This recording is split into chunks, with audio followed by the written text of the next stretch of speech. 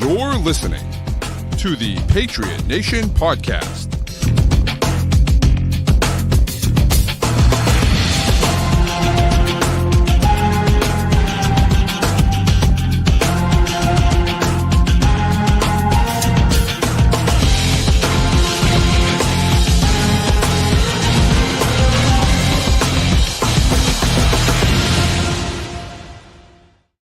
All right, welcome into another edition of the Patriot Nation Podcast. As always, your guy Pat Lane here with my man Matt St. Jean. And Matt, another winnable game lost by the Patriots.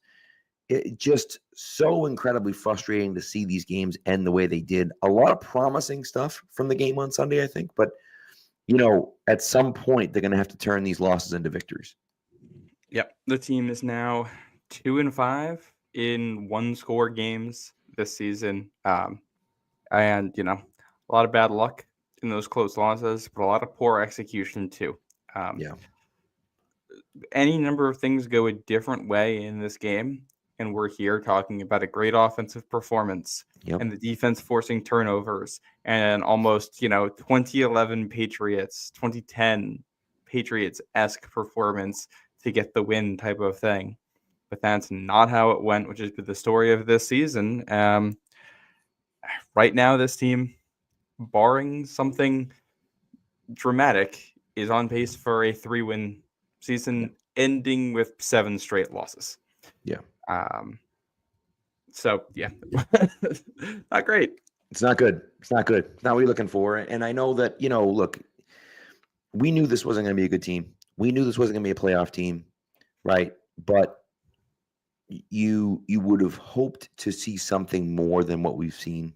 And I also do think, too, that there are times when, you just have to make a play or, the game comes down to a missed field goal, like Joey Slye missing a 24-yard, whatever the hell the field goal was. 23, I think. I believe it was the shortest missed field goal in the NFL this season. That sounds about right, yep. So, you have that. And then you have, settling for field goals 3 other times, in the red zone when, one of them wasn't in the red zone, but, in that kind of red area where you look at it and just say, like, man, we got to get some points, right? And I'm not saying go for it, by the way, because, one of those was 4th and 13, one of those 4th and 18. Like, I understand that, but you have to turn those drives into points, right? And the inability to finish those drives. Listen, I thought AVP was excellent today. I thought he was excellent. I thought the play calling was really good. I thought the schemes were really good. I thought that things, he used some creative play calling. I love the Marcus Jones stuff. Marcus Jones didn't touch the ball, but he impacted 2 plays where the Patriots picked up first downs. I thought that was important. I thought they made some really nice plays, but it's like, then you get down to the red area, and to me, that red area is about A, execution, and B, the players. They don't have the players, and the players that they do have don't execute enough, certainly consistently enough. And that's what it came down to. And you lost because of that. You turn any of those field goals into touchdowns, you win the game. Yep. Those were some of a number of different plays that, could have, should have gone differently, but just didn't for whatever reason. I don't know if we want to. I think there's going to be a lot of bad in this episode. Yeah. Do we want to start with some of the good? Because I think there was a lot of good. I think that's a good idea. Start with the good. By the way, shout out to Old Man Mob, who's up in here, as always. Appreciate you. Yes, love seeing you guys in the chat there. Start with the good. Drake May, excellent today. Runner and a passer. Really didn't make a whole lot of mistakes all game long. Made some really tight window throws. Only 1 touchdown throw, but leading them on a number of long drives. And I mean, the Colts really, really did not have an answer for New England's offense pretty much all game long. Yeah. I'll tell you, we all know that Drake May is a good athlete. We all know he's got a good arm. We all know those things. Today, I felt like was the first time that I watched him play and really thought he understands what's going to happen, right? Tom Brady talked about having the answers to the test right before he takes it. I felt like that happened at points today where he was making throws, some of those tight window throws, some of those throws across the middle to Kendrick Bourne in that tight area with an in-breaking route with a linebacker here and a safety here and fitting in between guys. I really thought that the anticipation that he played with and the reads that he made were incredibly impressive. And if May can, we already know what he can do with his feet, right? We've seen it, right? He had that long 40-yard run, right? He had a few nice plays, extending plays. He's got a heck of an arm.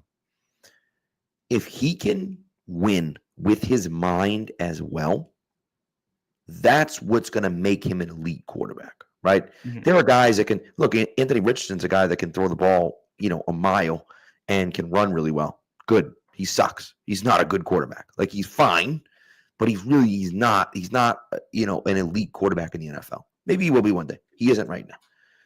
If Drake May can consistently win with his mind like he did today, and then add in all the extra stuff that he does, you're talking about Josh Allen. You're talking about Patrick Mahomes. You're talking about, that's the level that he's going to be at. And I really thought that, he played incredibly well today. And this was, in my opinion, by far the best game of his career so far. Yeah, and I think important, it's a really nice bounce back performance. Yes. Like I said, growth isn't always linear. I think he had maybe the team's best performance of the season was maybe his worst game was that game against the Bears, where I think he struggled to see the field. The Bears play cover 3. The Bears will blitz you. They play the Colts today, a team that likes to play cover 3 and then will blitz you on third down. Much, much better performance. Last week, he struggled against Miami, the whole offense. They were just all out of sorts. Totally back this week, for the most part, on the same page, making plays. Only a couple plays in there for most of the game that I think you really want back offensively. Big picture, now little picture. No, we're not getting to the bad yet. I'll save that. While we're talking good, tight end play for all but one play in this game. I know Hunter Henry and Austin Hooper were superb. The two of them combined for well over 100 yards receiving, I think. Yeah, 75. Yeah, they were the two leading receivers, 75 and 42. Yep. So whatever that was, almost 125 yards on 11 receptions and a touchdown between the two of them. And I think if we look at this team going forward, I think what's important to note here is that May has a really good connection with these guys. And if you can upgrade that tight end 2 spot in the draft to be a more athletic player who May can develop chemistry with over a long time and who can graduate to tight end 1 once Hunter Henry starts to age out here, that could be a real boon in this offense. I like that idea. I saw a clip of Tyler Warren being the Patriots tight end next year. I don't know if Tyler Warren's going to drop to the second round. If he does, I would be all about that. I love Tyler Warren. The issue for me is that, to me, Austin Hooper has been phenomenal, right? And my mom just mentioned it here too. I want Austin Hooper back next year. And sure, get me a tight end that can move and has, ability after the catch and everything like that. But Austin Hooper is becoming incredibly reliable. He's been fantastic for the Patriots this year. And I think that, I want to keep Hooper and obviously Henry, right? I want to keep the two of them. Bring in another tight end. Sure. I'm okay with that. And a young guy that can grow with May. But I really think that we got a lot from Hooper. And we obviously know that Henry is as reliable as they come. He's been fantastic for them really since he came here, right? And so, but Hooper really has impressed me, especially the last few weeks. And so, I was happy to see, what he's brought to the table. And again, like you said, I'm totally fine with them bringing another young guy in, but I want these two guys back next year for sure. Well, and I was talking, I think it was actually with McGarvin on Blue Sky about this. And I feel like for me, at least, the path forward at tight end is pretty clear. Hunter Henry's your tight end 1. Jaheim Bell is still your developmental guy. You bring back Hooper, and you draft a tight end. Yeah. And you let Hooper, the guy you draft, and Jaheim Bell kind of battle it out for those other roles. Those snaps, yeah. If Bell develops and the tight end you draft is really good, then you can, let Hooper go find something elsewhere and have a couple young guys for connections with May. If Bell isn't turning into anything, then it's going to be Hooper and the guy you draft, and you can ease in the guy that you've drafted at whatever pace works for him, because tight ends sometimes develop a little bit slower. And you're still going to get really quality high chemistry play from your tight end too, while that development is happening. I think a lot of criticism should go to Elliott Wolf for this past offseason, but the handling of tight end, which is something I think we were critical of at the time last offseason, has actually been fantastic. Yeah. Yeah. No, a lot of issues, a lot of areas that didn't work out, but that's certainly one of them. Another one that I thought paid dividends today was Antonio Gibson. Gibson, look, I think I don't know what the future holds for Ramondre Stevenson. I know they just signed him to a long-term or to a 3-year extension. I know that. But like the way that he's played this year, it doesn't make me feel good about his future prospects, right? And Elliott Wolf has been quick to move on from guys that haven't worked out. And I'm not saying that, that Ramondre is a guy that hasn't worked out, but the difference between him and Gibson when you see them run is stark. I mean, Gibson plays with some real burst. And I know that Ramondre is not necessarily that type of guy, but like he hasn't really gotten the tough yards either. I mean, so it's a little unfair at times. I get that. But like Gibson looked fantastic today. By far his best game as a Patriot. Had a really nice touchdown run. I have no idea how the hell he scored on that play. There was nothing there, and he picked up the touchdown anyways. The replay of it showed as he was coming around like the corner around the tackle, he like presses up into the tackle, and like uses him to balance and makes himself super skinny so that there's just nothing for the defender to hit. It was like watching a cat go through like a cat door or whatever. Right. It's like. Yeah, just got skinny and got through the hole. Yeah, he's been awesome. Ramondre Stevenson does not have a 100-yard game since week 1. Yeah, and the team that's been a rushing team. He's not bad. He's a good player. I think or above average player. Yeah. The issue is he might be just an above average player. He might not be, and I do think that the Ramondre and Gibson pairing is good. I think the two play off of each other well. We'll see what they do, in free agency and the draft coming up, because I think you want more depth at the position. And, I don't know. Like Ramondre Stevenson seems to wear down pretty quickly. His vision has been inconsistent. His ability to make guys miss has been inconsistent. When he was like fully healthy week 1, like he looked like a top 10 back in the NFL against the Bengals. And we haven't seen that guy since. And this has happened before. So, but by Gibson, the way, the Bengals have the worst defense in the NFL. So as bad as the Patriots defense is, the Bengals defense is significantly worse. It's unbelievable. I mean, have you seen the numbers about they've now lost 6 games this year while scoring 25 points, which is insane. It's insane. Incredible. Yeah. Which, I mean, the Patriots scoring only 16 points in that game, when you look back at it now, is yeah. Oh my God, he didn't score. If we knew what this Bengals defense was going to be, I think our reaction to week 1 would have been very different. Agree. I would certainly agree with that. Yes. Yeah. Yeah. So sorry. Yeah, that was a wild. Juszczyk just fumbled at the goal line, like literally going in for a touchdown. Just fumbled, and the Bills. I thought we were going to take it all the way back, but they took it back to midfield. And he's out for the game too. Yeah, it's bad, real bad. So yeah. I think we have a couple defensive positives too. I do. Yeah. Defensively, I thought, obviously Gonzo, like clearly, like Gonzo. So good. Do we have to keep, I don't even think we have to keep talking about how good Gonzo is. I don't know if he gets the respect. He's finally starting to get a little bit more respect around the league. I think, was it, Tyreek Hill loves him. Tyreek Hill definitely loves him. But there was another, who was the, who the hell was the guy? They wrote for the Ringer, but now he writes for someone else. And he said that he should be so many people. He should be an All-Pro this year. Oh, is that Ben Solak? It was Ben Solak. Thank you. I think isn't he still at the Ringer? Or Maybe he at the still is. Athletic? You know what? I was thinking he used to be at the Athletic, and now he's at the Ringer. I feel like those two, he's at ESPN now. That's what it is. Oh, that's it. You're right. Yeah. So, and listen, I mean, there's, and Brandon's right. Like, I did say he's been targeted. Allegedly, he's been targeted quite a lot this year. But he's an eraser.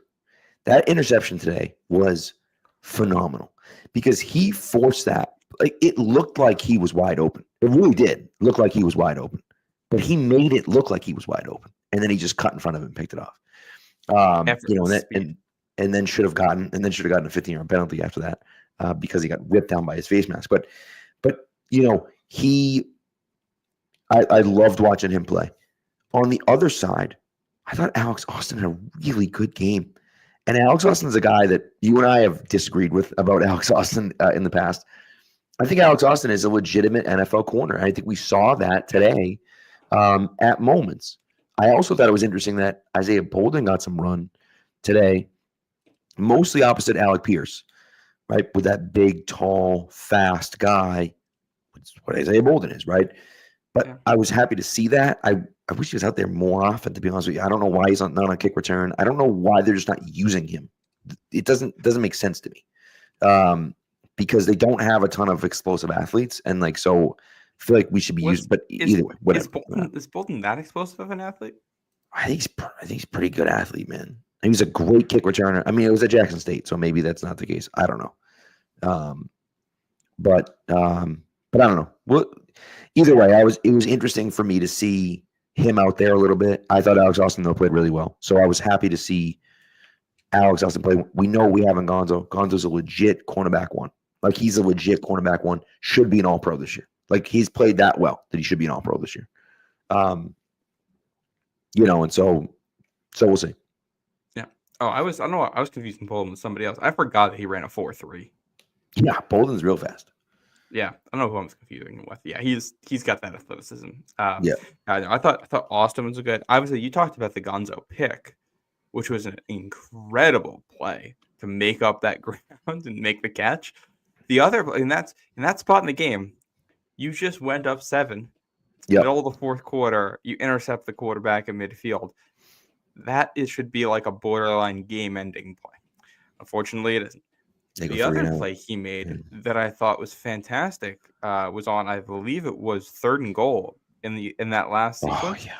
Unbelievable play. Yeah. And the Colts run into the outside, and the Patriots really don't have a force player on it. They're not able to set the edge, but Gonzo reads what the play is going to be and beats Jonathan Taylor to the spot, and then, hits him right in the thighs and knocks him out of bounds. That's exactly how you want your corner to tackle in that spot, to take him out and make sure there is no forward progress. Perfect. Like, he made 2 plays that would go down as game-winning plays if certain things go differently here. Yeah. So great stuff. Alex Austin, outside of the pass interference, which, tough play. Can't hold a guy like that. Really good.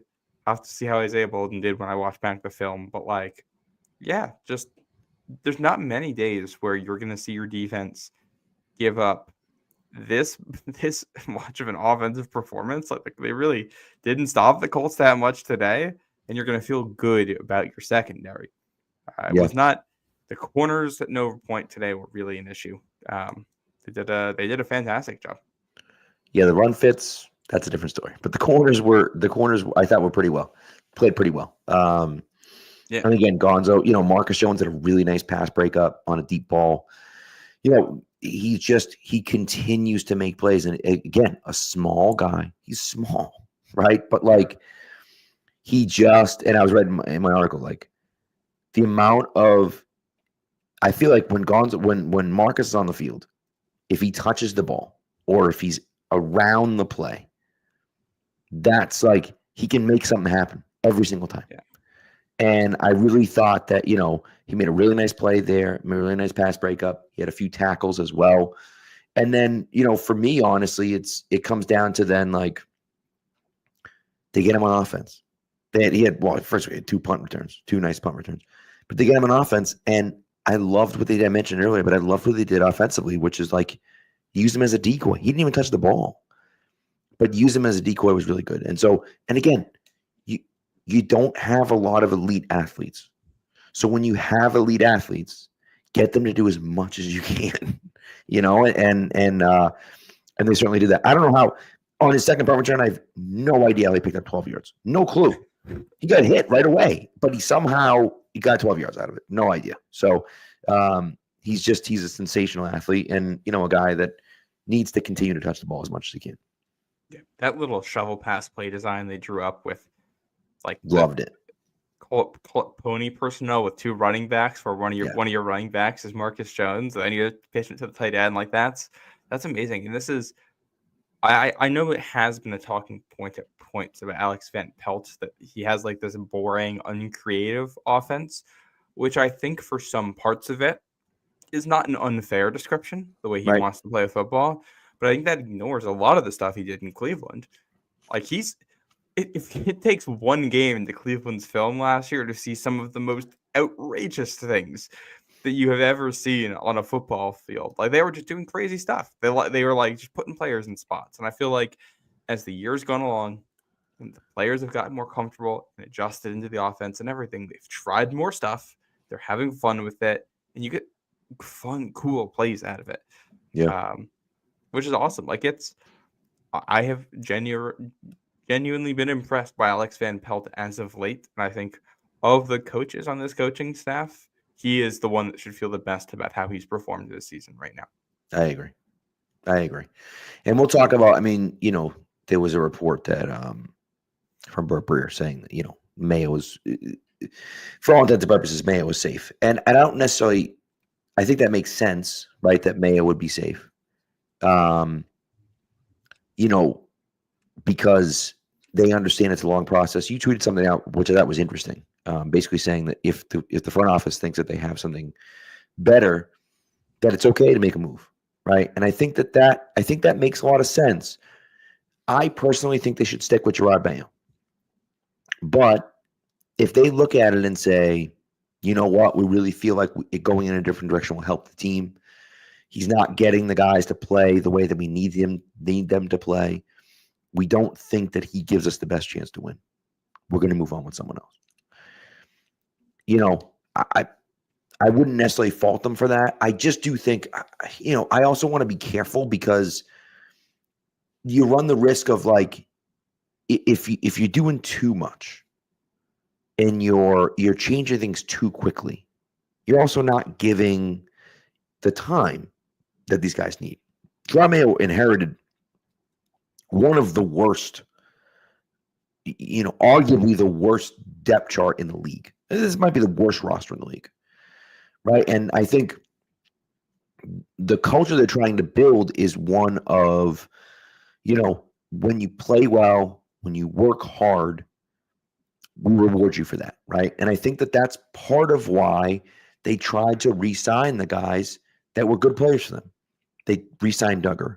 And they re-signed, Barnemore's a great player, but they re-signed Duggar. They re-signed Ramondre. They re-signed Mike Onwenu. They re-signed, and so and Anthony Jennings. They re-signed these guys that are good, but not great, but they're good. But it's important. It was important for them to do that because they said, we want to reward these guys that have worked hard and played hard for us. They may not be superstars, but we're showing that, hey, we're going to reward our own guys, which is fine. It's kind of backfired on them a little bit. Now, I don't know if Kyle Duggar's hurt or not. He's looked awful. And that's a problem, right? And so, that's frustrating. Ramondre, as we already talked about, hasn't looked good. Mike Onwenu has looked pretty bad this year, pretty much across the board. He's struggled in almost every game. And so it's these guys that, really is just tough. It's really tough. Do we want to go to break and then come back and talk negatives in the coaching staff? Yeah, let's do that. Yeah. Let's that's a good plan. All right. So as you know, I'm here talking about Prize Picks because you know that Prize Picks, of course, is the best place to get real money sports action with over 10 million members and billions of dollars in awarded winnings. PrizePicks has made daily fantasy sports accessible to all. You just pick more or less on at least 2 players for a shot to win up to 100 times your cash. Run your game all season long on PrizePicks. Now, as I've mentioned to you, right, PrizePicks put their members first. So all withdrawals are fast, safe, and secure. When my picks hit, I can get my money in as quick as 15 minutes. Come on now. Okay. Now, not only that, but they do have Venmo for withdrawal and deposit now, which you can't beat. By the way, finally hit a lineup this week. You know it. Know it, baby. I used my Tyreek Hill. They're the Thanksgiving Day special this week. So all I had to do was pick over 0.5 receiving yards, which just barely hit at the end. He had a few catches at the end of the game, but he was struggling for a while. I had Jonnu Smith for more than 3.5 receptions. He finished with 10. And I had Drake May for more than 28.5 rushing yards. Of course, he finished with 59. Worked out. So what I want you to do is I want you to sign up today. You're going to download the PrizePicks app. You're going to put in the promo code CLNS. And when you play a $5 lineup, you're going to get $50 instantly. Once again, download the PrizePicks app, put in the promo code CLNS, and you're going to get $50 instantly when you play your first $5 lineup. You do not have to win your $5 lineup. You just have to play it. PrizePicks. Run your game. Okay, there we go. Yeah, people are, the Mayo stuff drives me a little batty, right? Well, do you want me to expand on my thoughts? Yeah, on my little go ahead. thread? Yeah, go ahead. Yeah, so I had basically tweeted out, like, barring something crazy, this team is headed for a 3-14 finish. That's worse than they were last year. Yep. Like, very rarely, I think, in the NFL, do you see ownership make a big change and then have the team get worse the next season, and especially if that season ends very poorly and you end up bringing back the coaching staff. Usually there's change. Do you want to know the last time a first-year head coach finished the season with at least a 7-game losing streak? This coach also, coincidentally, finished the year with 3 wins. You want to know who that coach was? Sure. Yeah, it's a name that's been in the news lately. Matt Eberflus. Oh, yes. Won 3 games his first year with the Bears. I don't think they've won after that game in New England, so it was a lot longer than a 7-game losing streak. Yeah. They ended up bringing him back. I think you look at that now and you say that was probably a mistake. Do I think that Gerard Mayo is responsible for most of what's wrong with this team right now? No. But I don't think that should be the question that's being asked right now. I think the question should be, is he the right man for next year? Is Gerard Mayo going to be the best head coach for this football team in 2025? He might be. I don't think we can definitively say no to that, but I don't feel comfortable definitively saying yes right now either. Right. Knowing who some of the options out there could be. We thought May was a developmental guy on the Josh Allen path who you're hoping by year 3 turns into something. He's ahead of that. He's a good player right now. He was one of the best quarterbacks in the NFL today. He's been excellent. A young developmental head coach is great. They have some talent to win right now at quarterback. They're going to have a high draft pick, and they are going to have a lot of money to spend in free agency. You should not be going into next season with this head coaching staff if you are not comfortable with this head coaching staff, if you have questions about them. I think it's kind of the same thing we talked about with Bill last year. Like, forget the age, forget the contract, forget all of that. With what we saw from Bill last year, things didn't look great. There were a lot of issues with the team, a lot of discipline issues, and you never want to go into a year that's defining for your franchise knowing that you don't think you actually trust the coaching staff. We've seen the Bears do this 3 quarterbacks in a row. Let's see how things look over the final 4 games coming out of the bye. If they get a win in there, I'm probably going to be changing my tune because they will have beaten a good team in the process. You'll see some growth here. But if it continues to look like this, I think I would have a hard time feeling like we know for sure that this is our best option going into next year. Like, I think Gerard Mayo can be a very good head coach in this league. I think he's shown it a lot of just intangibles on the field as a player, off the field as a businessman when he was a linebackers coach. But like, if he's the CEO head coach, you're supposed to be good at situations. Situational management of this team has been subpar all year long. Right. You're supposed to be overseeing all of the decisions. This team has made a lot of questionable decisions this year. Not all of them. It hasn't been a complete and total dumpster fire or anything like that, at least from him with the coaching staff. It's not terrible. He's qualified to be a head coach, but it has definitely been growing pains. And if he's supposed to be a defensive head coach, well, you can't point to anything there. That's correct. So if you're, I do agree with Mayo, that. And you walk into a meeting with Robert Kraft Monday after the season ends, and he says, "What can you point to this season that says why you should be our coach in 2025?" What is Gerard Mayo pointing to if the season goes the way we think it's going to go over the next 5 weeks? Development of Drake May is definitely one of them, and I think that is 100% fair. I think they've handled that well. Yep. I'm not sure if you can point to anything else and say, "Hey, this is something that says I got to be the coach of this team next year." Right. And I agree with that. I do wholeheartedly agree with that. I think you look at it and you do wonder, like, what's his kind of claim to fame, right? What can he look at it and really that puts a feather in his cap, right? And there's not much. I will say this roster is horrendous. Just like really, really, really bad, horrendous, right? He's not the reason they're this bad. Right. And so, and then of course part of that is that, and what I don't like that they did was that they brought in Gerard Mayo, a first-year head coach. They brought in AVP, a first-year offensive coordinator. They brought in DeMarcus Covington, a first-year defensive coordinator. They brought in Scott Peters, a first-year offensive line coach. They brought in the hell was the kid, the special teams coordinator. They brought in a first-year special teams coordinator. It's just names. The names. Jeremy Springer. Thank you. So it's like it's that type of stuff where it's like, you have all these first-year coaches, and like Dante Hightower. Love Dante Hightower, one of the best Patriots ever. He's the linebackers coach. He's never coached a day in his life ever. And so like that, so then that becomes a question because it's like, well, sure, like absolutely. I agree that Mayo could be better and maybe there are things, but like, what are we talking about? Like he's not surrounded with anyone. They're all young guys. They're all learning. They're all this. So like, that's an issue for me is that he doesn't have any help from anyone. Right. And so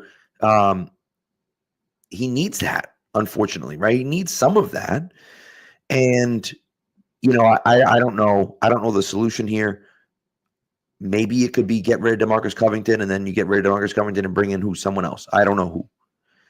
Right. And so, that becomes the challenge where you start to say, okay, well, sure. But then who's the guy you bring in? And, will that guy then weigh on Mayo? And I will say, and there's an argument about Mayo not coaching during the game. Now he's on the headset the whole time. You know that he's talking to his coaches, obviously, right? And he's making decisions, but he's not talking to the players, right? Which I do find interesting that he's not talking to the players. That's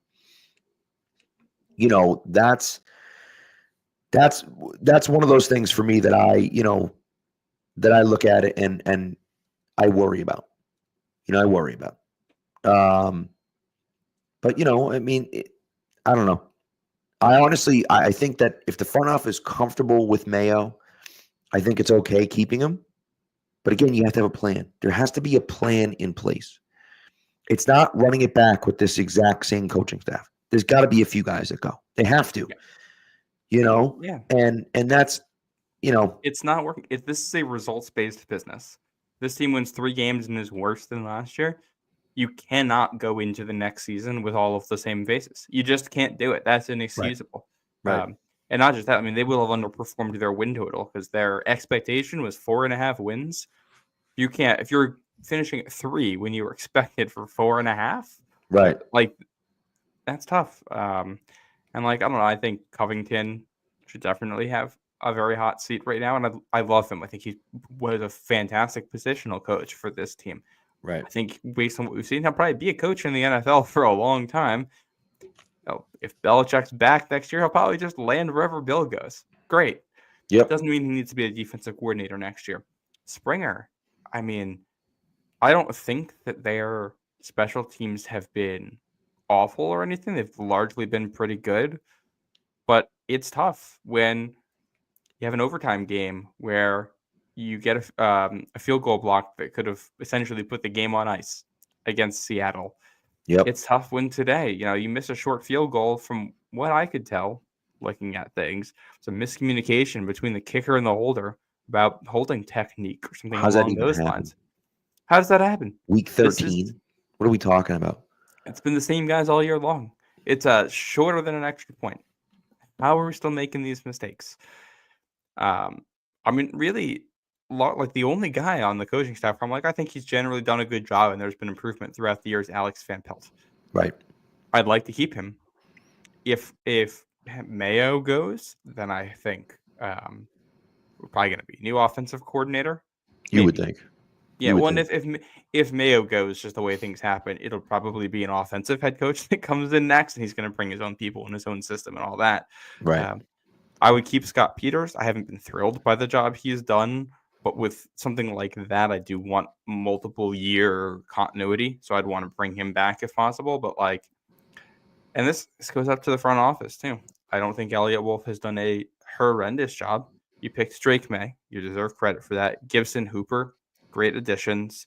Generally speaking, I liked the approach to re-sign a lot of your own players and play it slow and then kind of go into 2025 and see where your holes are at that point and address them.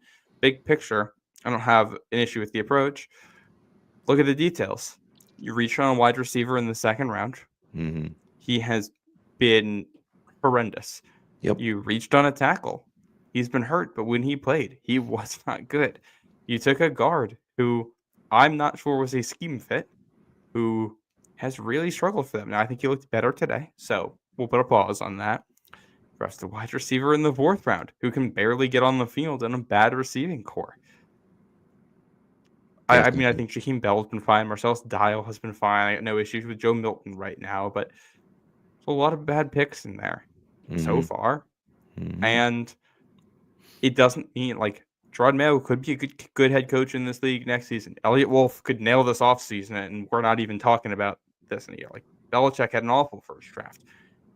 But you should not just say, oh, well, we knew we were going to stink. We'll just keep it all for next year. No, there needs to be some tough questions asked and probably some new faces, at least at the coordinator level next year. Right. I mean, I totally agree. By the way, Josh Allen just threw a touchdown pass to himself. I just saw the clip. I saw the clip of that. Just breaking to the subject here. How in the hell is that not stopped forward progress in the play? Because it's the Josh Bills. Allen's on my fantasy team. I'm not going to complain too much. Because it's the Bills. That's why. That's the only reason why. I think refs just stink, to be honest. Yeah, they do. They do. But, to your point about Belichick's first draft, I mean, he did draft Tom Brady in 2000, right? Great. So fantastic. Kind of nailed that one. But Adrian Clem, bum. J.R. Redmond had made 2 really nice plays in the Super Bowl. Other than that, bum. Greg Robinson Randall started a few games for them, bum. Dave, I don't even know. I can't even pronounce his last name. Tight end or something? Yeah, never he didn't make played. your team, I don't think. Jeff Marriott literally doesn't have I literally can't click on Pro Football Reference. So just so we're on the same page about who that is. Antoine Harris, who had a really nice return after Troy Brown flipping the ball, but bum. And he forced a fumble in the Super Bowl, I'm pretty sure. Little helmet right on the ball at midfield. You may be right. I don't remember if he forced that or if he was the one that recovered that, but he was involved in that play. Okay. David Nugent never did anything. Casey Tisdale. Wasn't Nugent the guy? Was he the one who was he interviewed in the Dynasty, or is that somebody else I'm thinking of? I think it was. I think he went to Michigan. didn't he? No, he went to Purdue. He was the guy who was yeah. roommates with Brady. He's the guy Yeah. that was roommates with Brady. Yes, correct. Yes. So anyway, but and then Patrick Pass, arguably my favorite quote ever was about Patrick Pass. Patrick said that what coach was talking about him, and he said that boy's as soft as puppy poo, and I just it's so good. But anyways, I forgot they drafted Patrick Pass that year. I'm gonna be honest, I he rarely was the ever seventh round. scroll It's not past like, pick. Patrick Pass was a legend. I rarely scroll past pick 199 in that draft. They also took Jawan Cherry, the defensive back, in the supplemental draft that year. So there you go. Killed it. He and was. So it's just. Did he? Oh no, I'm thinking of Gerard Cherry. Yeah, Gerard Cherry, right? Didn't they take when was that? They took Gerard Cherry. He was. I don't remember. I don't even know if they took him, but I think he was on the 04 team. Okay. So then the following year, see, this is where it is. The following year, he drafts Seymour and then Matt Light, and then the rest of it's crap. I mean, just absolute garbage after those two. But and it's like, and that's why I'm not. I don't think anyone in this staff deserves to be like totally condemned. I don't think anyone is completely incompetent. I think they're all trying their hardest. They've seen. I think generally there has been an improvement throughout the year as they figured things out. I think outside of that Bengals game in week 1, the floor on this team started lower than we thought it was going to be. And the road towards improvement has been very, very bumpy all year long. And, there may be a blocked field goal against Seattle away from hitting that 4-win mark. There are a missed field goal today or a bobbled interception in the end zone today away from hitting the 4-win mark today. The Titans game, you recover a fumble on the kickoff in overtime, and you might hit the 4-win mark. This team could have 6 wins right now, but this is the nature of the NFL. It is a results business, and Mayo may be safe for next year, and if that's how they're going to play it, that's how they're going to play it. I hope it works out. I'm rooting for the guy. I think he's fantastic. I think he, as a human being, seems like a great dude. I think he is definitely qualified for it. I think he's shown improvement. You hope that improvement continues, but I think locking in anything for next year at this point with the results and the product we've seen on the field is probably just foolish. I kind of want to give an example here. We've talked about not wanting to go through the whole, firing and firing and firing and firing cycle with coaches. Right. But let's look at a team like Houston. They fire Bill O'Brien. Then they bring in David Culley for the next season. So they win 4 games that year. And they bring David Culley for the next season. They win 4 games. They fire him. They bring in Lovie Smith. They win 3 games. They fire him. They bring in D'Amico Ryans. You get CJ Stroud in there. Suddenly you're winning games. They fired a lot of coaches. Didn't end up being what cost them because they realized after a year, hey, that guy is not the coach. We are going to move on to someone else. The Panthers deserve a lot of criticism, especially David Tepper and their owner, for the way that they have handled things the last couple seasons. I do generally think the fact that when they have realized the coach isn't the guy, they've just pulled the plug and moved on. It's probably a good thing because they have a direction and a plan. I think now you're seeing them start to make Bryce Young better this year. It's not a model organization by any means, but the coaches that they got rid of are not guys who have found success elsewhere. And I think you can't be so afraid of making the wrong call that you just stick with something that isn't working. Right.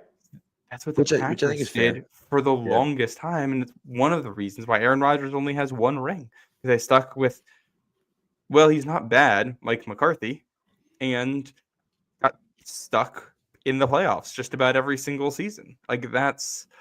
And we don't really want to be that team. I'd rather take some risks here, especially when you have assets and when you have a quarterback who we think is good. And I'm not worried about Drake May's development at this point, to be honest with you. That kid seems tough as nails, and I kind of feel like as long as you put a competent coach there, he's going to be A-okay. So, yeah. That's the thing. You have to put a competent coach there.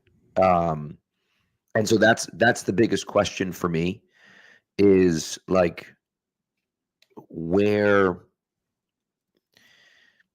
who's going to be that next guy, right? Obviously, everyone in the chat saying Ben Johnson, obviously. But like That may not be the guy, right? Now, going into last offseason, everyone was talking about Bobby Slowick. Doesn't seem like Bobby Slowick is, people in Houston have turned on Bobby Slowick just a bit. I didn't think he was that good last year. I think he just happened to be the offensive coordinator when they drafted a good quarterback. So I don't like that. I don't want Bobby Slowick. So now the question becomes, okay, if it's not Bobby Slowick and it's not Ben Johnson, because you got to assume Ben Johnson's going to go somewhere else. But maybe he won't. First of all, I don't think we should assume that. If what Ben Johnson is looking for is a great situation, like a chance to come to New England with Drake May and these resources and the recent tradition that this history has, I think seems way more appealing than what they've got going on in Chicago. Like, I'd rather have Drake May than Caleb Williams right now. The Bears roster is on paper more talented, and in theory, you could win sooner. But I would rather be. I think that would at least be a fair fight between New England and Chicago for a potential destination there. And I think the way Drake May plays football fits much better with what Ben Johnson does too. Yeah, that's fair. That's fair. But I just think that I don't know. I think Chicago is a significantly. If it were me choosing, I would look at Chicago, right? And I would say, man, they got and I love Drake May. I feel like Caleb is a beast. I don't know. And they have a ton of talent on that team. Now again, I know the Patriots have a lot of money, but how many of those guys are going to be available? Who's going to be available by the time, free agency actually starts? You can have all the money in the world. If there aren't free agents, it doesn't matter. It just doesn't make a difference. Wait, I think there are going to be some free agents that can help. I will also say on the Brad, I get a little bit concerned about whoever the trendy hire is every cycle, because the trendy hire seems to work out less than you would hope it does. And I don't know. When I think of young offensive genius who's the hot head coach everyone wants for the young quarterback, my mind immediately flicks back to Josh McDaniels. What if Dan Campbell is the reason that's as good as it is? Right. Ben Johnson just doesn't have that ability to connect with his players. Correct. And isn't that emotional leader. Right. It might not work. And that is the other part of this. Just because I'm saying all of these things about Gerard Mayo and the current coaching staff doesn't mean I think it's a guarantee they need to move on from him. It means that they need to take that option seriously and look at who potential other coaches could be and try to evaluate internally, do we think this is better or not? There's going to be risk involved no matter what they do here, whether they decide to stay or change. Right. I don't think Ben Johnson is even close to a guaranteed success. I think most coaches are not going to be a guaranteed success. But with the play on the field this year, I think you'd be foolish to not look at the options. Yeah.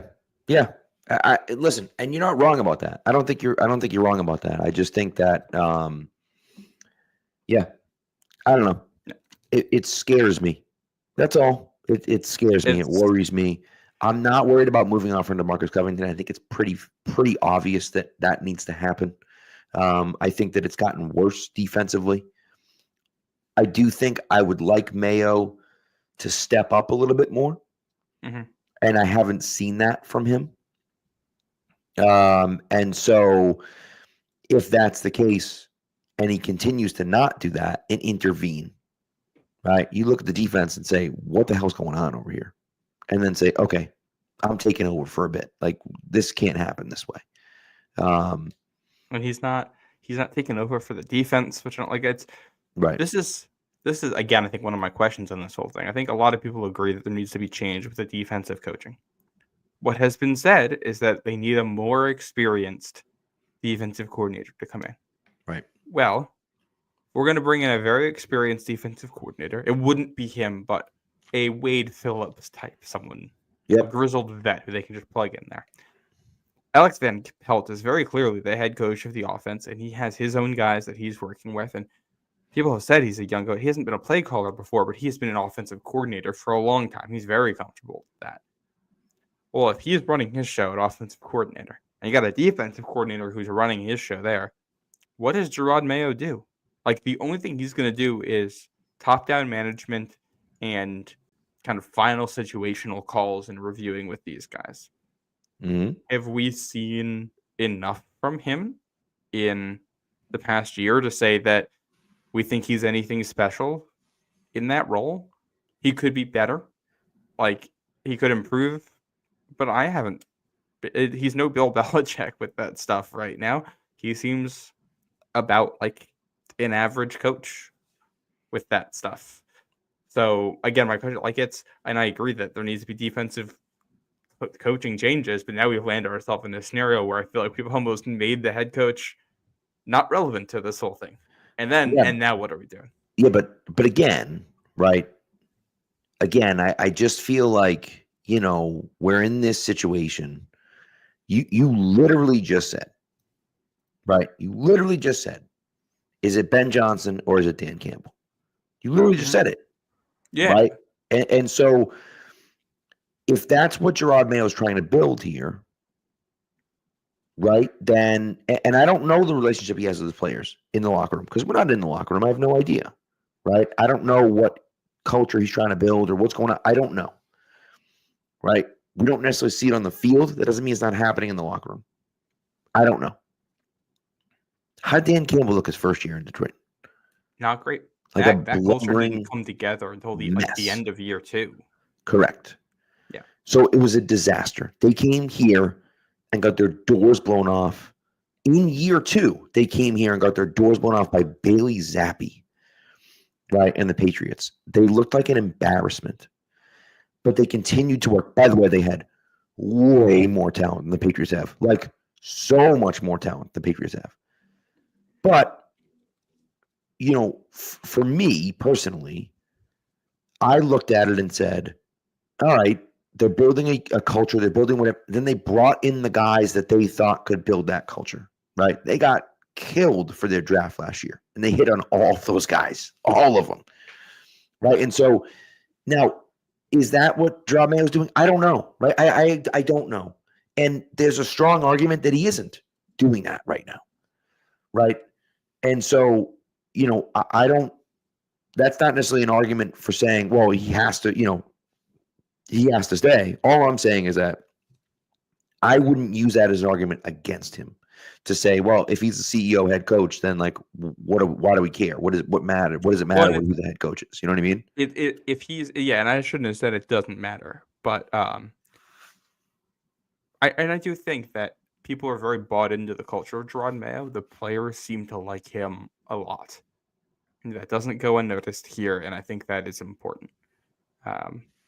So, like, it's possible that culture is building, and that what they need is Gerard Mayo with a more experienced defensive coordinator where Mayo can be the CEO and focus on the culture and the decisions and the high-level stuff. Maybe that is the best way to handle this. Right. I don't want to leave a stone unturned here. I guess my only point here was that if we're getting to that point where that's what we're expecting of Mayo, then you should also probably be considering other options. And like, I know that like Mike Vrabel's name gets thrown around, Brian Dable's name gets thrown around. I don't really have interest there. I think if you are going to change things up, at least the head coach spot, you should be casting a wide net. You kept things the way they were this year because the idea was that things were pretty good under Bill, but he'd gotten older, things had gotten stale, and then you did the same general approach, but younger, fresher, revived, that kind of thing. Right. If they've made the determination that this isn't working, you're under no obligation to hold yourself to, well, it has to be somebody from this tree. Cast a wide net. See where you can find a good coach.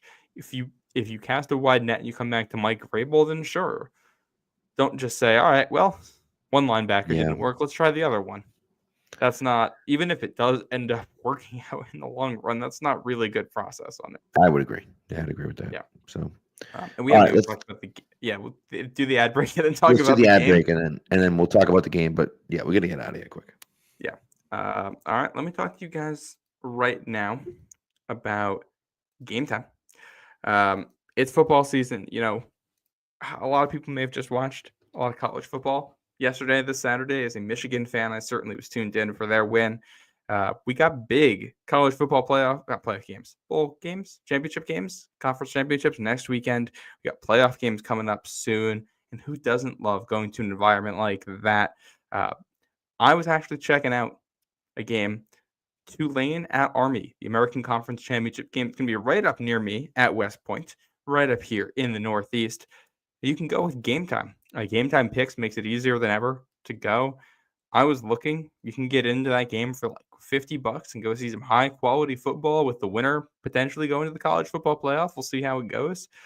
Game Time Picks makes it easy to filter down to see the cheapest available tickets, the highest value tickets, the spots where you can get a great view. You can hit all-in pricing so that the price you see is the price you pay. You can hover over the little bubble to see, click on it and see what your view is going to be if you buy those tickets. It makes the whole process super easy. Now has me thinking about going to a little conference championship game action this Friday. We'll see if it ends up happening, but if it does, it'll be possible because of Game Time making it super easy to do. And they got a low price guarantee, or they're going to credit you with 110% of the difference. Take the guesswork out of buying tickets with Game Time. Download the Game Time app, create an account, and use code CLNS for $20 off your first purchase. Terms apply. Again, create an account and redeem code CLNS for $20 off. Download Game Time today. What time is it? Game Time. All right. Okay. You want to talk about the game? Yeah, we didn't. We did our ups list, and then did 30 minutes on the coaching staff. So we should probably do our downs list here, since they did lose, and it was a heartbreaker. Yes. There's a lot. Kyle Duggar, I already mentioned, had a crap game again. He's just so frustrating to watch sometimes. It's so frustrating. And I think defensively, I don't know. Everyone outside of the run game was just, the run fits are just awful. They're just awful every week. It drives me crazy. I don't get it. And it's very frustrating. And from a linebacker perspective, I don't know. It's brutal. They gave up. Let me pull up some of the stats here. The Colts had a 54% success rate on the day, 58% when running the ball, 56% on third and fourth down. I think they went 3 for 3 on fourth down too. Yeah. Just not good enough there. Nope. I think what's tough here too, defense forced 2 turnovers, and I still did not feel great about their overall performance. No. And this defense is lately been bend and then break. Right. That's what it was today. And I think the game-winning drive is really the perfect, exemplification of that, including penalties. It was a 21-play drive. Yeah. 21 plays. So you're getting them to the spot where you can deliver the knockout punch time and time again on that last drive, and you just can't land the blow. Yeah. Talent is certainly a factor there, but just you got picked apart by a quarterback who wasn't very good. Maybe we look back on this in a month, and it's a game where we look at this in the Jets game, and we see that Anthony Richardson is finally blossoming into what he can be. But as things stand right now, he had some sprays. I didn't think he was anything crazy good. Colts could have had an even better day if the receivers didn't drop some balls, which has been a factor for them all year long. Yeah. And you just couldn't get the stops when you needed them from any part of the front seven of your defense. Yeah. I'm just going to say I think Anthony Richardson stinks. I think he stinks. I think he's no good. Maybe he'll get there someday. I don't know. I don't see it. I just don't see it. I just think he's got a really nice deep ball. But again, it's like the hard stuff for me is plays like on those fourth down plays where it's like everyone in the world knows. Everyone in the world knows it's an Anthony Richardson sweep. Everyone knows. Everyone can see it. You just can't get it done. and they just pick it up easily. And you're just like, come on, every time? Like, come on, you know? And I just, and some of the criticism that Mayo received, I think, is unwarranted. I thought that the decision not to, a lot of people got on, but the decision not to challenge the catch on 3rd and 10, which ended up 4th and 3, that was pretty clearly a catch. At the very least, I thought it certainly would have been overturned. Yeah, I don't think that's one you should challenge from the angles that I saw of it. Like, and I think it may not have been a catch, but I don't think there is an angle that showed that in any way that you could overturn. Right. You could make the argument. I mean, the ball certainly hits the ground, but from what I saw, it looks like the ball never moves after it touches the ground. If that's the case, it's a catch. Yep. It's just the way it is, Yep. And so, but with Richardson, it's just like he's open and he can run and he can do that. But then it's like, you get beat by guys across the field and you can't keep up with guys and you can't make plays. And it's like, all right, well, that's how you lose. And they lost, in that exact fashion where it's just like, man, sometimes you just got to make a play. And they weren't able to make those plays. 4th and 3, you give up an 11-yard pass. 4th and 2, you give up a 6-yard quarterback keeper. And then the 4th and goal from the 3, you give up the pass to Pierce, which had Duggar in coverage. I don't know if it's a foot injury for Duggar. He has not been himself. It's the run defense, though. I think part of it, that Colts offensive line is good. They haven't been healthy all year. They were decently healthy today, and it showed, especially with Quentin Nelson in there. So, I get it. Jonathan Taylor's hard to bring down. Anthony Richardson's hard to bring down. Their offensive line is good. Our front seven hasn't been good. I didn't expect that to go super well for us, but you do have to get more stops than they did. I don't mind if the Colts score 20 on you in a game like this and run the ball well. They're capable of doing that. It's going to be one of those days. But you got to get more stops than you did. I think the Patriots were, 6 of 11 on 3rd down, and the Colts were 5 of 11 on 3rd down, and then also 3 for 3 on 4th down. So, neither defense was getting these crucial stops. The only defense that was getting the stops was the Colts in the red zone, and that, I think, was the biggest difference in this game. Was the Colts defense got red zone stops, and the Patriots defense didn't. And it's the bend and then break defense today, and you can't win that way. Nope. No, you cannot. No. So. And it was, and it's like I didn't really have any issues today with any of the coaches' game management in general. On defense, the players just didn't play well enough. Yeah. Coaches are responsible for making sure the players play well. That's the issue. It's not the game management. Situationally, I thought they were mostly fine, but you feel like I will say I feel like they didn't do enough to stop Richardson's runs. I don't think. And maybe they had things set up and they didn't make the play, but it didn't seem like they did enough for me. And that's like the actual play calling and the execution and making sure guys are coached up on how you want to react there. And you'll have to get into the film this week to see specifically what it was. And maybe it's just players getting beat. Maybe they're calling the right things and the players can't execute it and they're not good enough. And if that's how it is, that's how it is. But and then, I tell you about situational. I thought the general game management was good. The execution, situationally, was just bad, brutal. Real bad. The Patriots had 3 or 4 opportunities to stamp a dagger into the Colts, and they couldn't do it. The first one is going to be right before the half when there's a number of them here. The Patriots' first drive of the game, you get to the Colts' 5-yard line, and you don't score a touchdown. The second drive of the game, you get to the Colts' 2-yard line, and you can't get into the end zone. The next one, you didn't get as close. You essentially go 3 and out, but you started in field goal range, so you kick the field goal out of it. And then you finally get a touchdown, and it's 26-14. You got a chance to go up by 2 scores going into the half, and you can't execute in the red zone. I didn't have any issues with the play calling here. They just didn't do a good enough job. Guys can't get open. Running lanes aren't big enough. And then you miss the field goal on top of it. So, a 19-14 game stays a 16-14 game, and game that ended the way it did, those 3 points matter a ton. And then the next drive, you get all the way down to the Colts 7-yard line, and May misses on a throw by a tiny bit. Hunter Henry knocks it into the air, and you're going the other way. Got to catch the ball. Throw's got to be in a better spot. Right. And it's simple. It's simple plays like that where you have to be able to make a play.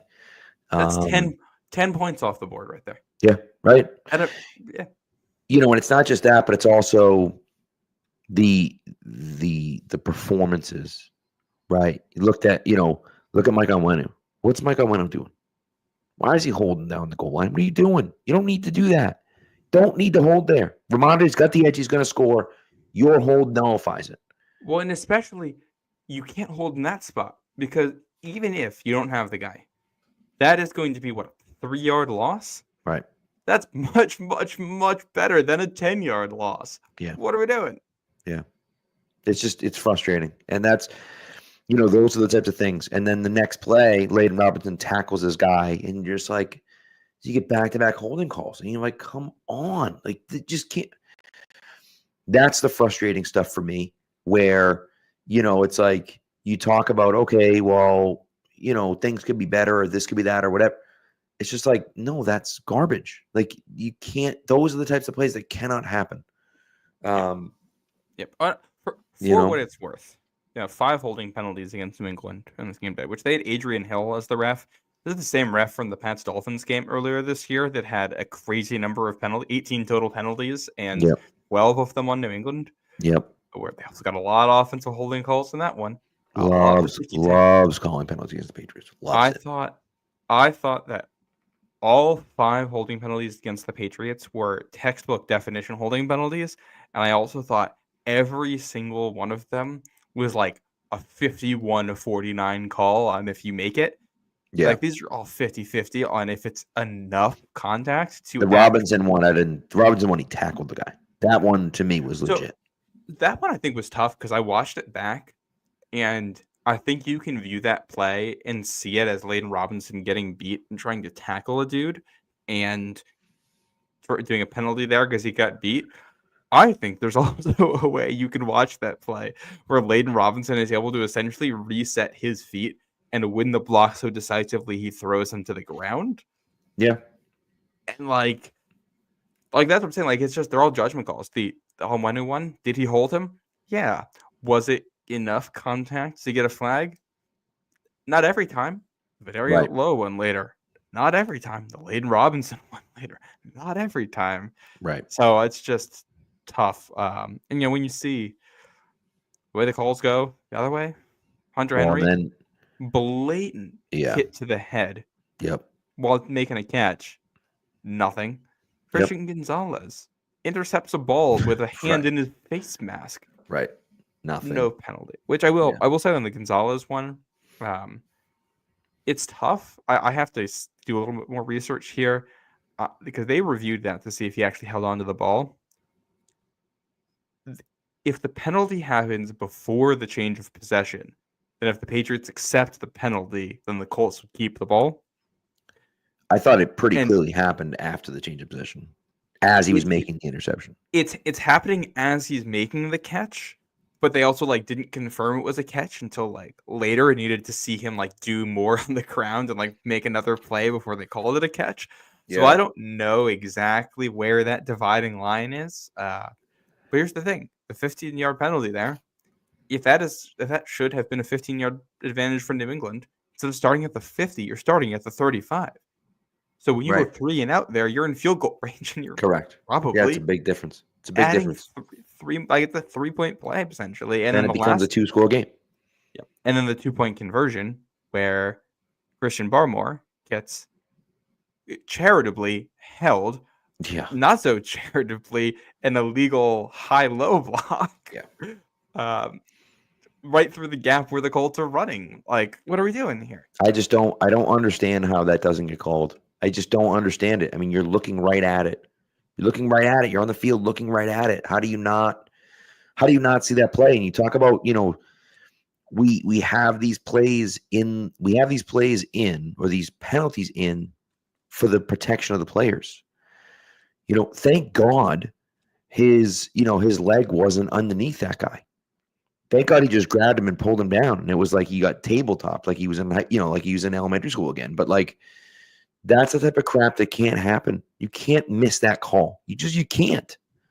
Well, especially when you have already set a threshold so low for what you are going to Right. call. And like, it wasn't just the Patriots that got the short end. The Colts had I think their only punt of the game, if I'm remembering correctly, came on an offensive They had 2 punts. pass. Okay, one of their third down stops. Yeah, I don't know. Like Yeah. what was not OPI. That was like as borderline as that gets. So like this is the refs just not being good. When you're a bad team, you're gonna get the refs who aren't graded out as well more often, and they're just gonna miss calls. Sometimes that hurts you, and that's just life. You got to deal with it. But like, it stinks that since at least the beginning of last year, we've seen a number of Patriots players take hits to the head or other shots that could injure you and not have penalties on it. And, Yep. And unfortunately, when you're a bad team, you don't get those calls. But like, it doesn't matter that you don't get those calls when you're a bad team. It's still frustrating when you see it. Yeah. And this is a game, it's literally a 1-point game that came down to essentially the final play.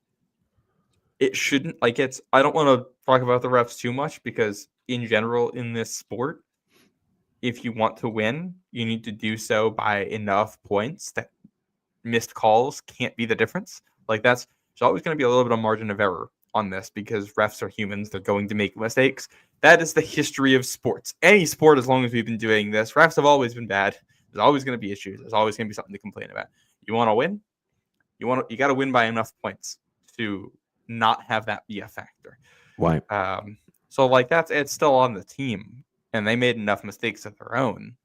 But like, damn, come on. Yeah, it's just frustrating, Yep, and we didn't. The other one I want to talk about here, you talked about putting the nail on the coffin on this game. You get what should be a game-sealing pick late in the game, and you try to turn up the running game to finish out the Colts. And for the only time all game, the drive stalls, and you have to punt. Yeah. Really tough time. And I don't want to blame the offense only punted once, so I don't feel like I can blame them too much for the loss, but it was their lack of execution in key spots that was a reason why, what was 24 easily could have been 34. Yep. More like this. Pats could have put up 40 today the way they moved the ball. If they were converting in the red zone, they get. How many field goals did they attempt today? I think they attempted 4. Yeah. If 3 of those end up as touchdowns, Right. Where it was they're able to execute there, So 12 points. Yeah, that's a huge. You're not only are you winning this game, you are blowing them out. Right. And the way the offense played, they certainly could have. Yeah. So, and then obviously the missed field goal from that range, unacceptable. I did think they did a good job on that very last drive of getting in range to do something. That was great situational execution to get to a point where you can either go for the field goal or the Hail Mary. And Sly came up like 2 yards short on what would have been a NFL record game-winning field goal. Yeah. That was crazy that was even close. Nailed that right down the middle, just not quite enough on it. Well, I will say, I thought he was nuts for attempting a 68-yard field goal. I was like, what are we doing attempting a 68-yard field goal? But after watching how close he got, I couldn't believe it. I couldn't believe it. And so, for me, as much as I was like, what the hell are we doing here? I also have to kind of tip my cap and say, well, you weren't wrong. If he was 2 yards further up, that was in. Right. And he sets the record at 66 instead of 68, and the Patriots win, which is insane.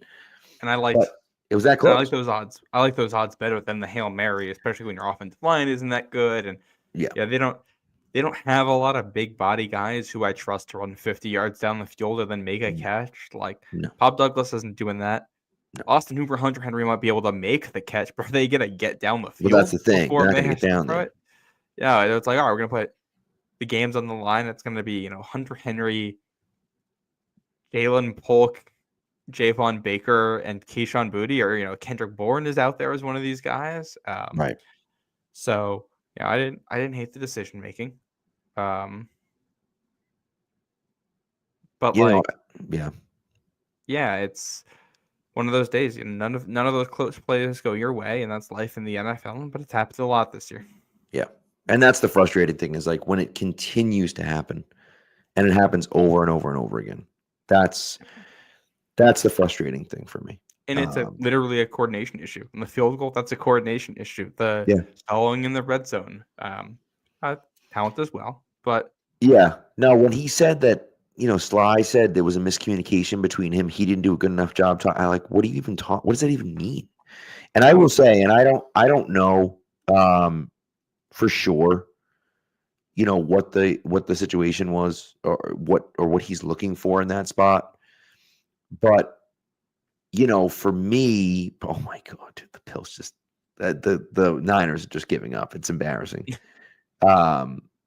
The Bill, it might be coming back, but the Bills is trying to punt for touchdown. But anyways, for me, when I looked at it, I just think that I've lost my train of thought because of the stupid punt return. I'm sorry. I totally lost it. I lost it. Oh no, what Sly's talking like, I don't know what the hell the coordination has to be with Sly, but like, what are you doing, guy? You didn't figure it out. You didn't like talk to the holder before the play. Like, what the hell are you talking about? It's the only thing you're doing. Yeah, it's crazy. Again, it's figure it out. Like, it's not. Yeah. I think there are probably reasonable explanations for why it went wrong. Figure it out. Don't let those explanations impact the final result. That's just you can't do it. It's the 100%. NFL. Yeah, 100%. And I also do think too that I think at least, and I might be wrong about this, I think he's missed multiple times from that hash. I think he stinks on the left hash. I might be wrong about that. Maybe I'm seeing things. My dad pointed out to me too. But I feel like the left hash, I tweeted something out, but no one responded to me. I tagged Lazar, Mike Reese, and Taylor, but none of them responded to me. But either way, I don't know. I think it could be a left hash thing. Maybe it isn't. I don't know. But that's I couldn't possibly answer. I'll have to go back and look. What is tough? I think Sly has generally been very good for them this year. Obviously, he almost made he did set the franchise record earlier this year, and he almost set the NFL record on a game winner. Right. But it's just tough that they've lost 5 games by a score. In 4 of them, there's been a field goal missed. One of them was a block, which I don't blame on him. Another was a 56-yarder, so that's fine. But there's 2 games where you missed a field goal under 40 yards. Yeah. And you lose. Lost by score. One of them was this one, and the other one was the Miami game. Yeah. Where the drive ends in the red zone. And it's like they should have won today. They should have won the Miami game. I think those are, everything else aside, you should be winning those 2 games. If they win those 2 games, they're 5 and whatever right now, and I think we're feeling better. But they're not making these plays, and the coaches need to find a way to make it work better. Yeah. Yeah. By the way, when we're talking about the refs here, how about that? How about the spot on the Drake May run? It's just like, what are you even looking at? The fact that Mayo even had to challenge that. Like, why does Mayo even have to challenge that? They clearly were thinking, oh, it's a slide who's giving up or something. Like, that's the only way that makes sense. But he wasn't. He was just tumbling into it. Like, he wasn't. He very clearly got to the line to gain. I thought for sure they weren't going to overturn it the way the day was going. So they got it wrong the first time. I'll give them credit at least for correcting it appropriately. But shouldn't have had to. So tough. And then I don't think there's anything else that stands out for the positives or for the negatives in this game. It's going to be so painful to go watch that last drive because they had so many chances to make a stop and they just couldn't do it. It was, you need a touchdown. It wasn't like you're up by 3. So at least if you allow a field goal, you go to overtime. Like, they needed the touchdown. Everybody knows the whole drive. You need the touchdown. When they get them all the way to 4th down, and they can't make the stop. And it's just like, that's so frustrating. Yeah. You got to 3rd and 9 converted by the penalty on Alex Austin. Yep. There's something else. Yeah, that was a big 3rd down. Yep, a 3rd and 1. It's just like not a lot of big plays, but too many 8 or 11 or 6-yard play, 9-yard play, 7-yard play, another 11-yard, and 8-yard. Like too many of those. Which I think talent will help next year. A fully healthy Barmore, a healthy Bentley. A game like this probably doesn't happen. You probably end up winning. That is the difference. But these are the cards you're dealt. Got to try to find a way to win it, and they didn't do it. Yeah. Yep. So is what it is. This is the first Colts win at Gillette Stadium since 2006. It's wild. That's wild. By the way, the Colts did win last year, and the Patriots technically were the home team when they lost to the Colts last year. So they haven't lost. They haven't won an away game against the Patriots since 2006.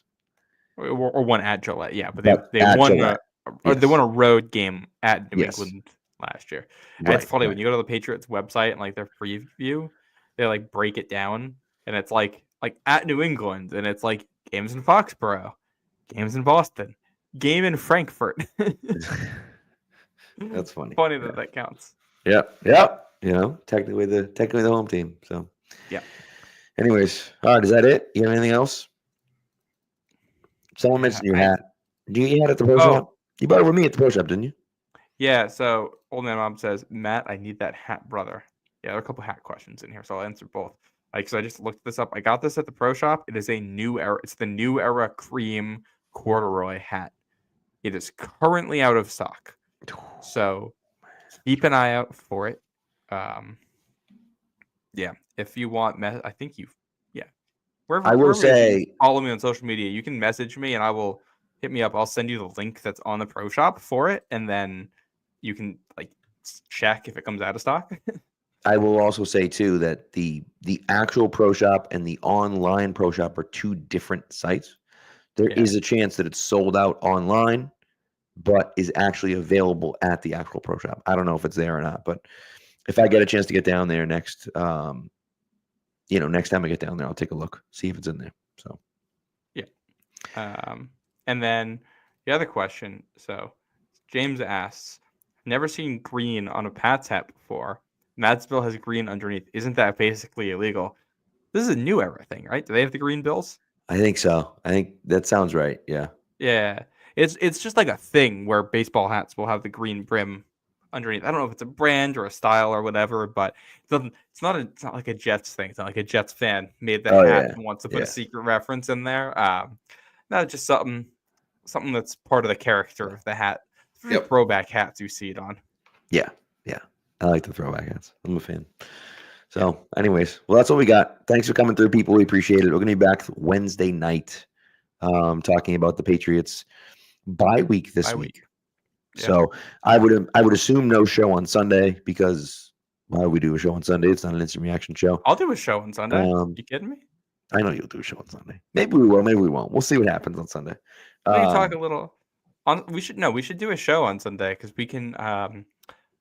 Now that we're starting to get the draft cycle, we get all the big college football games Friday and Saturday.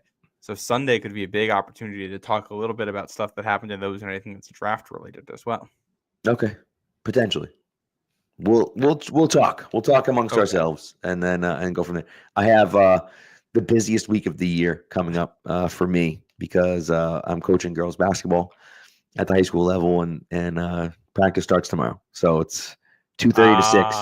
2:30 to 6 every single day this week. So it's going to be a lot. Maybe it's just me on that, but listen, if we want to do a show, maybe we'll do a show weekend. So, but anyways, appreciate everyone for coming through. Thank you, everyone except for Edward. Appreciate you coming through. Thank you, and we'll see you guys. We'll see you guys on Wednesday night.